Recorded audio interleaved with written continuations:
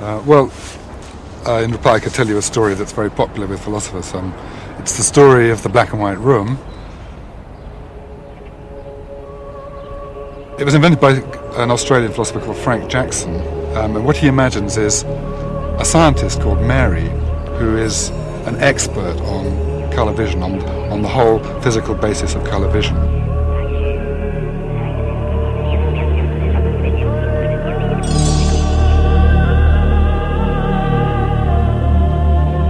And according to the story, she lives all her life in a black and white room, and she never ever sees anything but black and white.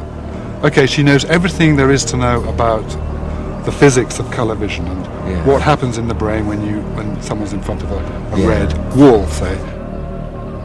Imagine she's got this scanner based on your brain, and she can look at your brain and she can say, okay, now you're seeing red, now you're seeing blue, now you're seeing green. And she's always right, because she just knows what the physical basis is. Yes. But she herself has never seen anything but black and white. Now, the people who think that there's no problem about consciousness, the physicalists or materialists or artificial intelligence experts, say that there's nothing she doesn't know about colour, but that seems to me clearly wrong. And the natural reply is, well, look, suppose she were to walk out of the black and white room for the first time in her life and see, red, or see a Jackson Pollock painting or something. She would learn something new. She would experience something she has no clue about, and that is what it's like to see green or to see red or to see blue.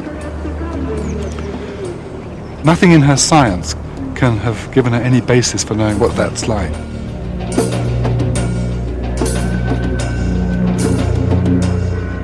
So she had been learning the way a computer does, just getting the data.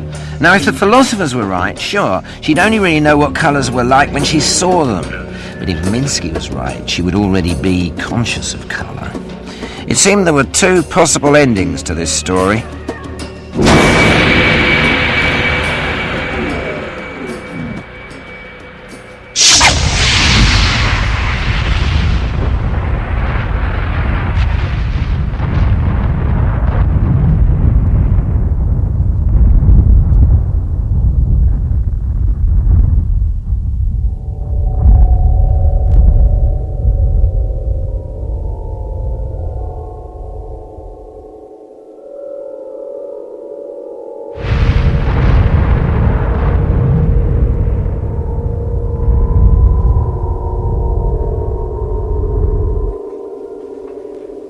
Excuse me, what are you staring at? Is it wonderful?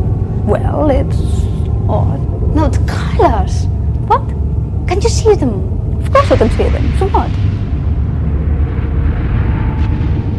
What do you mean, so what? This is the first time we've ever actually seen colors. We've been studying them for 10 years. We've read about them, but to experience them. What? This is nonsense. Seeing. So what? Seeing them, experiencing them. What is this experiencing? I have never seen colors before either, but so what? I understood exactly how they'd be, didn't you? You can't still believe that. Not here, not now, after what we've seen.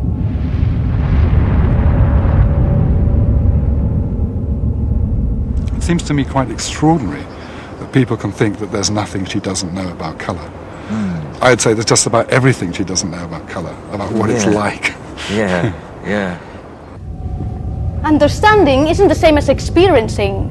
Please, don't patronize me. If you really understood everything about colors the way I do, you wouldn't be standing here with your mouth open. You see, I had already studied what physical impression each color would make on my nervous system. I even knew what thoughts I would have. So none of what's going on in my mind right now came as a surprise to me. I'm sorry, what you're talking about is information, it's data. But what I'm experiencing is consciousness. And consciousness is made of something more than your information. Oh, and what is this extra special ingredient of your consciousness? I don't know. I admit I used to think like you, but now I realize what real consciousness is.